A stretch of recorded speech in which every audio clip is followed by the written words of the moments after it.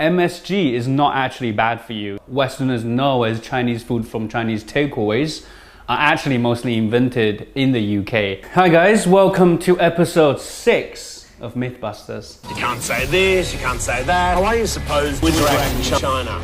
The Chinese really take it to the next level. These people literally eat anything that moves. I encountered Asian stereotypes. Never encountered China Asian made stereotypes before. certain trains. I didn't know that. Opening up and freedom of expression.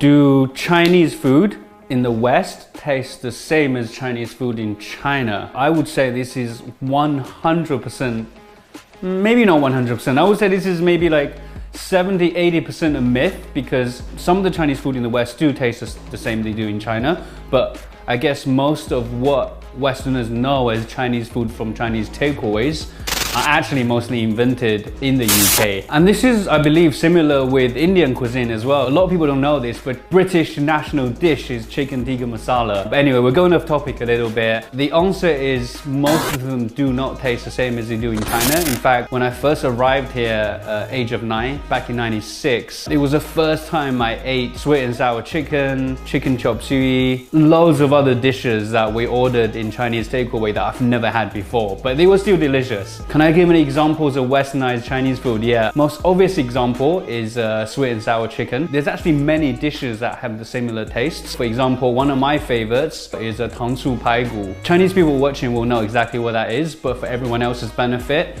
tangsu paigu translates directly as sugar and vinegar ribs. So it's a southern dish in China, very popular in Shanghai. It's basically vinegar and sugar. Blanch the ribs, you fry the ribs, and you braise the ribs in a very sticky kind of sugary and vinegary sauce, and super delicious. Tastes almost like sweet and sour chicken. Another one that's very similar is guobao rou. Instead of the very red consistency, it's normally natural colors. Honey or rice wine or rice vinegar. It's fried as well, but it's kind of like slices of meat rather than balls of meat. And it's super delicious as well. A lot of these dishes do have origins in China, but the way they've been reflected in the West is maybe catered more to a Western audience. How do I know I'm eating authentic Chinese food? This is gonna be really obvious advice. The best way to do is if you go to a restaurant and you see loads of Chinese people eating in the restaurant, then chances are you're gonna be eating some authentic Chinese food. What do I think about MSG in Chinese food? Okay, so for me personally, and I know a lot of people disagree with me and a lot of people will agree with me,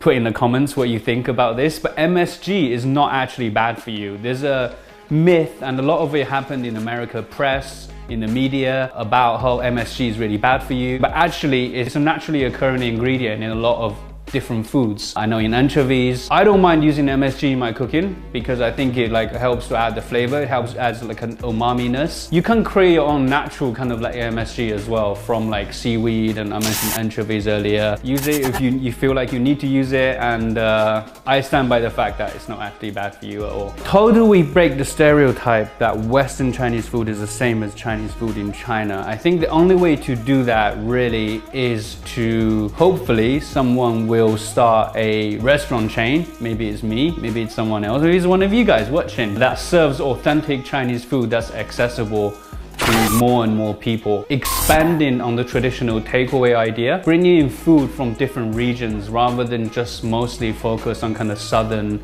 and Cantonese cuisine, because it's not necessarily that they're not the same, it's just that more that they're from one specific region of China. But there's so many more regions that we can bring in food from, or rather import food from China into a Western audience. They're all super delicious and I'm sure everyone would love it. I'm looking forward to the day when everyone will understand and be able to try food from different countries no matter where you are, because I truly believe that food is the simplest but also the best thing to help you experience a culture, to help you connect with people from different countries, from different cultures, different religions. I believe the power of food is infinite. I'll see you guys on the next episode, and have a good day. Bye.